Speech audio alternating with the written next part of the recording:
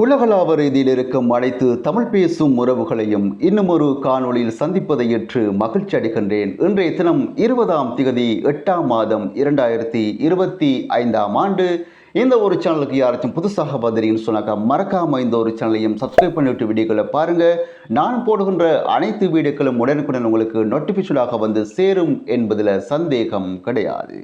இப்பொழுது என்ன விடயத்தை பற்றி பேச இருக்கிறேன்னு சொன்னாக்கா, ஒரு 2 நாட்களுக்கு முதல்ல வவுனியாவில் ஒரு சம்பவம் பதிவாயிருந்துச்சு. அது என்ன சம்பவம்னு பார்த்தீங்கன்னு சொன்னாக்கா, ஒரு 22 வயதுடைய ஒரு இளம் யுவதி, அதாவது சுப்பிரமணியம் சர்மிளா என்று அழைக்கப்படுகின்ற ஒரு யுவதி, அவருக்கு கடுமையான தலைவலி காரணமாக வவுனியா வைத்தியசாலைக்கு சென்ற நிலையில் அங்கே போயிட்டு மருந்தும் எடுத்துட்டு, ஆனால் ஆள் வீட்டுக்கு வராத நிலையில் அவருடைய குடும்பஸ்தரும் பெற்றோர்களும் அதிகமான கவலையுடனும் பயத்துடனும் அவர் தேடப்பட்டிருந்தார். இந்த வீடியோ இப்பொழுது நான் பதிவு செய்கின்றதுக்கு கொஞ்சத்துக்கு முதல்ல தான் அந்த பெண்மணி கண்டுபிடிக்கப்பட்டிருக்கிறார். நான் அவங்க ஒரு தொலைபேசி இலக்கமும் கொடுத்திருந்தாங்க. 2 தொலைபேசி இலக்கங்களையும் கொடுத்துருந்தாங்க. அந்த பெண்மணியை யாராச்சும் கண்டா நீங்கள் இந்த ஒரு 2 தொலைபேசி இலக்கங்கள் ஏதாச்சும் ஒரு தொலைபேசி இலக்கத்துக்கு எங்களுக்கு தெரியப்படுத்தலாம்னு சொல்லப்பட்டிருந்தது.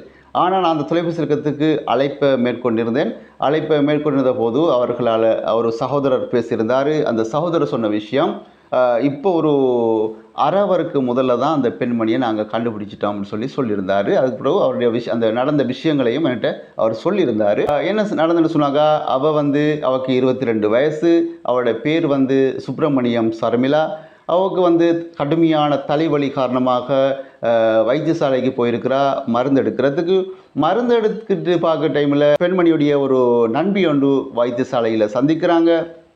அவங்க ஏற்கனவே 2 பேரும் ஒரு கவர்மெண்டில் வேலை செஞ்சவங்க திருப்பவும் ஒரு கவர்மெண்ட்டுக்கு போயிட்டு வேலை பார்க்குறதுக்கு தான் இவங்க தடமாறி கொண்டு இருந்திருக்கிறாங்க.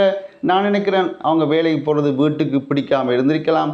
அதனால் என்ன பண்ணியிருக்காங்கன்னு சொன்னாக்கா, மருந்தெடுத்த கையோட வீட்டுக்கும் தெரியாமல் அப்படியே 2 பேருமே அவங்க ஏதோ ஒரு வேறு இடத்துக்கு ஒரு கவர்மெண்ட்டுக்கு வேலைக்கு போயிருக்கிறாங்க. வேலைக்கு போனதுனால அங்கே என்ன நடந்திருக்குன்னு பார்த்தீங்கன்னு சொன்னாக்கா, அப்படியே இருந்த வாக்கிலே போனதுனால தேசிய அடையாள அட்டை கூட கொண்டு போகாத நிலையில் அவங்க வேலைக்கு சேர்க்கப்படவில்லை என்ற காரணத்தினால அவங்க திரும்பவும் வீடு திரும்பி இருப்பதாக சொல்லப்படுகின்றது. ஒரு சின்ன பார்த்தீங்களா, ஒரு கொஞ்சம் சிந்தித்து செயல்பட வேண்டும். பிள்ளைகள் எடுத்தம் பிடிச்சோம்னு சொல்லி நடந்து கொள்கிறாங்க இந்த காலகட்டத்தில்.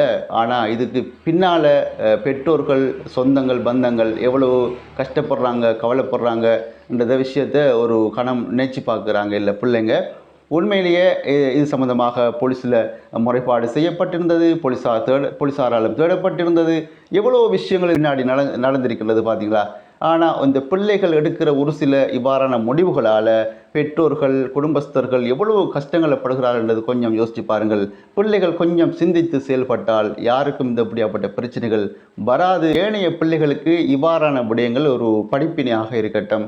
நிச்சயமாக சொந்த முடிவுகள் எடுப்பதற்கு பிள்ளைகள் முயற்சிக்கிறார்கள். ஆனால் அவர்கள் சொந்த முடிவு என்று எடுக்கக்கூடிய முடிவுகள் சரியான முடிவாக இருக்காது என்பதுதான் உண்மையான விடயம் என்பதை இந்த விஷயத்தை சொல்லிக்கொண்டு, அதே நேரத்தில் இன்னும் ஒரு சம்பவம் ஒன்று பதிவாயிருக்கின்றது. குருநாகல் மாவட்டத்தில் 53 வயதுடைய தாயும் 26 வயதுடைய மகளும் வயலுக்கு போயிருக்கிறாங்க. ஏன் வயலுக்கு போயிருக்கிறாங்கன்னு சொன்னாக்க, அங்கே ஏதோ அந்த பூச்சி மருந்து அடிக்கணுன்றதுக்காக அங்கே போயிருக்கிறாங்களாம். பூச்சி மருந்து அடிக்க போன இடத்துல அங்கே யானை தாக்கியதில் சம்பவ இடத்திலே 2 பேரும் உயிரிழந்த ஒரு சம்பவம் மிக பரபரப்பை ஏற்படுத்தியிருக்கிறது. அதோட கவலையையும் ஏற்படுத்தியிருக்கின்றது சொல்லலாம். இது போன்ற செய்திகளை நீங்கள் தொடர்ச்சியாக பார்க்க விரும்பினால் எந்த ஒரு சேனலையும் சப்ஸ்கிரைப் பண்ணிவிட்டு வீடியோக்களை பாருங்கள்.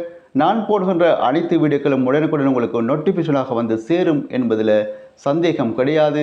இன்னும் ஒரு செய்தியோடு உங்கள் அனைவரையும் சந்திக்கும் வரை விடைபெறும் நான் என்றும் உங்கள் அன்பின் தோழன் தாஜுதீன் ரைஸ். நன்றி.